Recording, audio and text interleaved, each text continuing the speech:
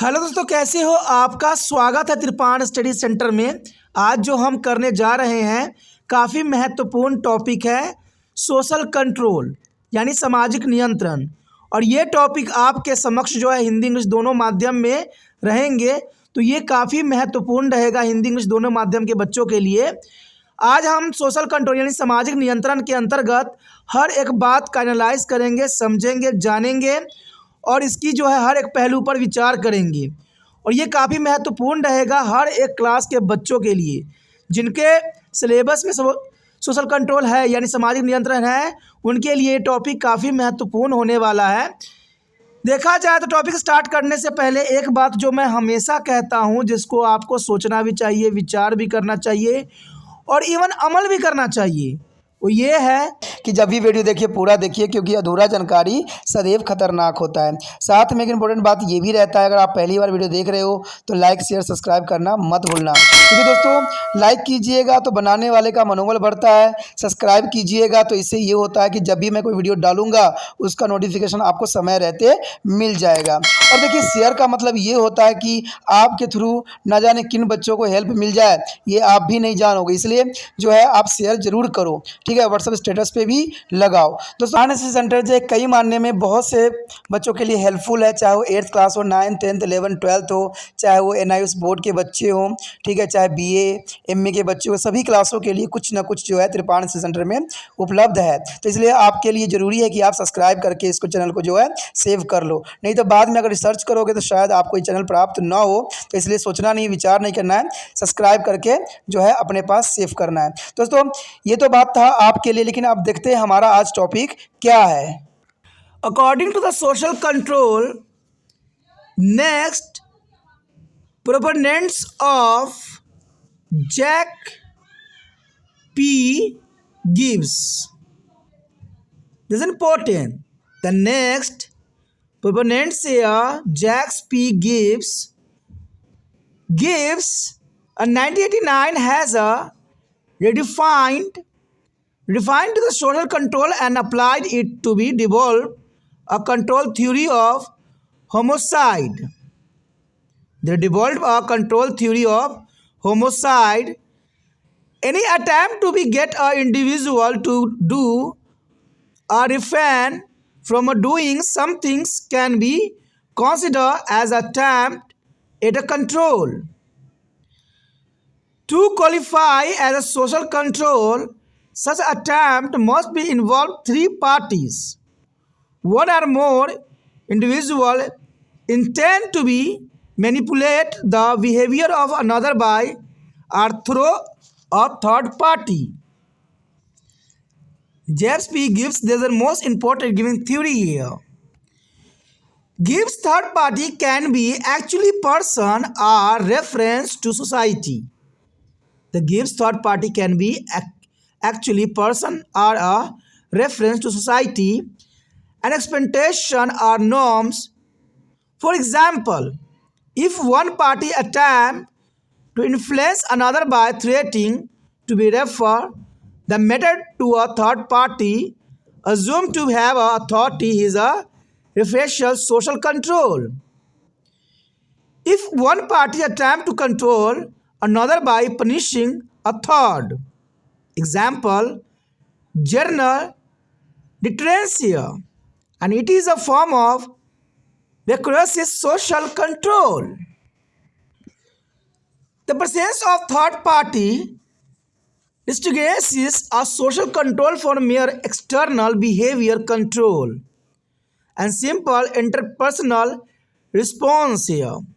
For issue ordered for someone to do something, and this definition clearly distinguishes a social control from where reaction to evidence and from a deviant behavior itself. Gibbs agrees that a homicide can be described either as a control or resulting from a control failure. 1989 and proposed that a homicide rate in the function not just of the sheer volume or depth but also their frequency of recourse to the third party for a peacefully debt settlement. When one person fails to control the action of another third party, murder represented another violent attempt at a direct control. People resort to be self-help when form of social control are unable or fail. Gibbs is a critical of Hirsch's as a social control and theory because it is a marriage as a assume that a social relationship, personal investment, and belief that is a discourage or delinquency or social control, which is one of reason by the Hirsch's theory is often referred to as the social bond theory. That's important here. यहाँ पर हम जो कर रहे हैं सामाजिक नियंत्रण, सामाजिक नियंत्रण के अंतर्गत अगला समर्थक जो आए हैं वो काफ़ी महत्वपूर्ण है, जैक पी गिब्स। देखा जाए तो जैक पी गिब्स का काफ़ी महत्वपूर्ण योगदान था सामाजिक नियंत्रण में, और इन्होंने अपनी जो थ्योरी दी थी गिब्स ने 1989 में दिया गया था, और गिब्स ने सामाजिक नियंत्रण को फिर से परिभाषित किया। दोबारा इन्होंने ये कोशिश की और इसे मानववध के नियंत्रण सिद्धांत को विकसित करने के लिए लागू किया गया। यानी देखा जाए तो मानववध यानी मानव की जो हत्या होती थी उसके नियंत्रण सिद्धांत को विकसित करने के लिए इन्होंने इस बात को लागू किया। यहाँ पर मानववध का मतलब ये होता है कि चारों तरफ अराजकता की बातें की जाती है, चारों तरफ आपराधिक गतिविधियाँ होती है जिनके कारण आम व्यक्तियों की जो होती है हत्या की जाती है। तो इन्हीं कारणों के कारण जो है जैक पी गिब्स ने सामाजिक नियंत्रण को विकसित करने के लिए दोबारा कोशिश किया। किसी व्यक्ति से कुछ करवाने या कुछ करने से रोकने के किसी भी प्रयास को नियंत्रण का प्रयास माना जा सकता है। अगर आप किसी व्यक्ति को कुछ करने यानी ऐसे कार्य करने से रोक सकते हो जो समाज के लिए सही नहीं है, तो इस नियंत्रण को हम प्रयास कर सकते हैं। सामाजिक नियंत्रण के रूप में योग्य होने के लिए ऐसे प्रयासों में 3 पक्ष शामिल होने चाहिए। एक या अधिक व्यक्ति किसी तीसरे पक्ष द्वारा या उसके माध्यम से दूसरे के व्यवहारों में हेरफेर करने की इरादा रखते हों। यानी देखा जाए तो कुछ आप हेरफेर करके सामाजिक नियंत्रण को कायम रख सकती हो, और सामाजिक नियंत्रण होना काफ़ी महत्वपूर्ण बात रहता है। कहते हैं यहाँ पर हर एक पक्ष का अपना अपना योगदान होता है, चाहे वो परिवार का हो, चाहे पीर ग्रुप का हो, चाहे वो अपना मर्जी हो, सभी चीज़ें महत्वपूर्ण यहाँ पर स्थान रखती हैं।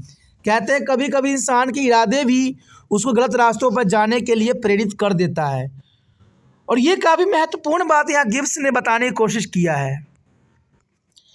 गिब्स का तीसरा पक्ष कोई वास्तविक व्यक्ति या समाज यानी अपेक्षाएं या मानदंड का संदर्भ हो सकता था। यानी देखा जाए तो जो तीसरा पक्ष इन्होंने दिया था, तीसरे पक्ष के अंतर्गत समाज, अपेक्षा और मानदंड का संदर्भ कहा गया। उदाहरण के लिए यदि एक पक्ष मामले को किसी तीसरे पक्ष के सामने की धमकी देकर दूसरे को प्रभावित करने का प्रयास करता है, यानी देखा जाए एक पक्ष जो है दूसरे पक्ष को धमकी देकर प्रभावित करने की कोशिश करता है, और देखा जाए तो प्रभावित करने का प्रयास भी करता है जिसके पास अधिक है, तो वह संदर्भात्मक सामाजिक नियंत्रण में आएगा। यानी देखा जाए तो एक पक्ष दूसरे पक्ष को जो है धमकी देकर अपने नियंत्रण स्थापित करने की कोशिश करता है, तो ये जो है संदर्भात्मक सामाजिक नियंत्रण के अंतर्गत आता है। यदि एक पक्ष किसी तीसरे पक्ष को दंडित करके दूसरे को नियंत्रण करने का प्रयास करता है, तो ये जो है उदाहरण के लिए सामान्य निवारण, यानी यदि एक पक्ष किसी तीसरे को दंडित करके दूसरे को नियंत्रण करने का प्रयास करता है। आपने फिल्म में भी देखा होगा कि जो अभिनेता होता है उसके परिवार को जो है विलन उठा लेता है।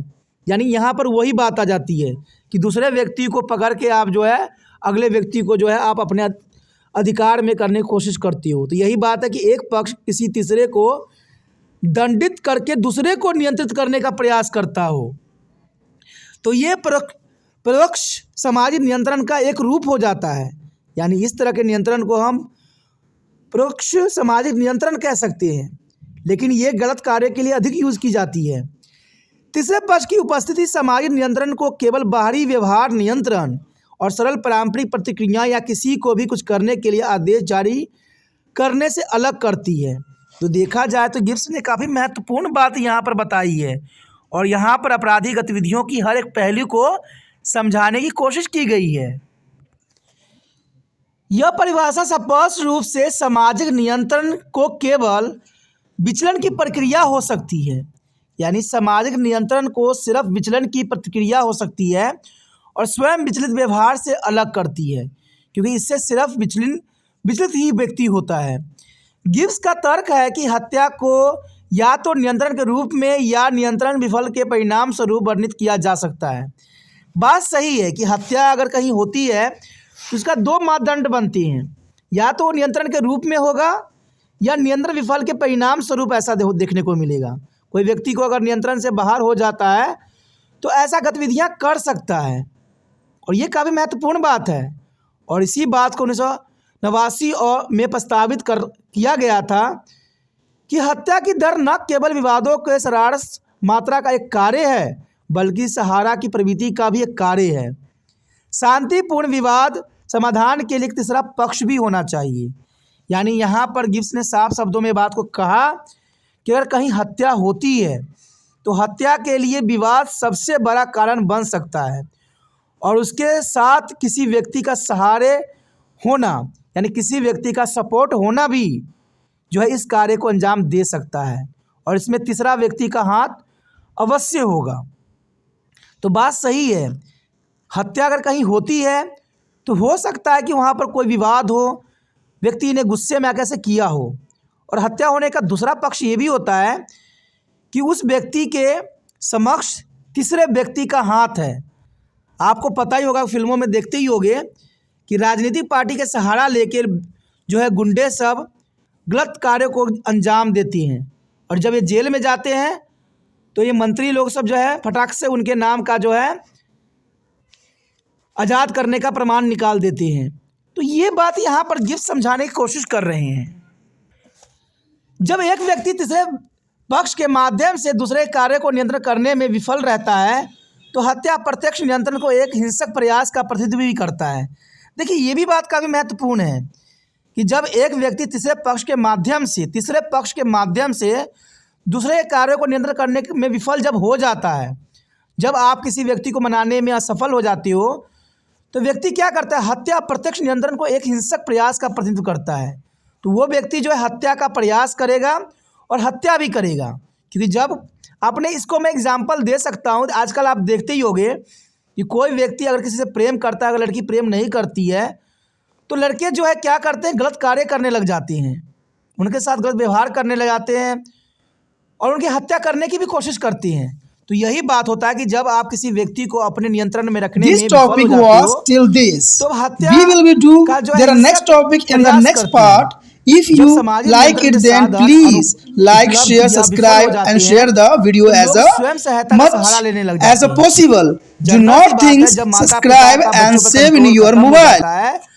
तो बच्चे जो है किसी दूसरे माध्यम को तलाश करने लग जाते हैं, और यही बात गिब्स भी ने कही थी कि स्वयं सहायता का सहारा नहीं लेने लग जाते हैं।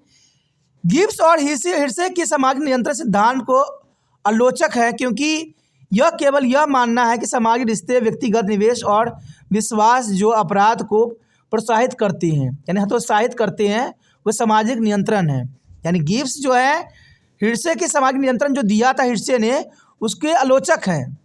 गिब्स जो है हिर्से के आलोचक हैं, क्योंकि उन्होंने साफ शब्दों में ये बात कहा कि सामाजिक रिश्ते, व्यक्तिगत निवेश और विश्वास जो अपराध को हतोत्साहित करते हैं, वो सामाजिक नियंत्रण है। और यही कारण है कि हिर्से के सिद्धांत को अक्सर सामाजिक बंधन सिद्धांत के रूप में जाना जाता है, कि एक तरह का सामाजिक बंधन है। और यही बात गिब्स ने भी कही और हिर्से की आलोचना भी की। तो ये काफ़ी महत्वपूर्ण टॉपिक था। आलोचना के अंतर्गत आगे हमारा रहेगा क्रिटिलिज्म ही रहेगा, आलोचना की हम आलोचना कैसे करें और क्या किया गया सोशल कंट्रोल में। तो अगला टॉपिक और भी महत्वपूर्ण आपके लिए बनने वाला है, तो आप बने रहे तिरपान स्टडी सेंटर के साथ और आलोचना जरूर समझें क्योंकि वो ज़रूरी भी है। अगर आपको समझ में आया, अच्छा लगा और चाहते हो कि और भी वीडियो आपको इसी प्रकार प्राप्त होता रहे तो जितना हो सके इस वीडियो को शेयर कीजिए, क्योंकि शेयर ही दूसरे बच्चों का केयर है। पहली बार मेरे चैनल पे आए हो, पहली बार वीडियो देख रहे हो, समझ में आ रहा है, अच्छा लग रहा है और चाहते हो कि और भी वीडियो आपको इसी प्रकार प्राप्त होता रहे, तो इसमें सोचना नहीं है, विचार ना करना है, तिरपान स्टडी सेंटर को सब्सक्राइब करके अपने मोबाइल में सेव करना है।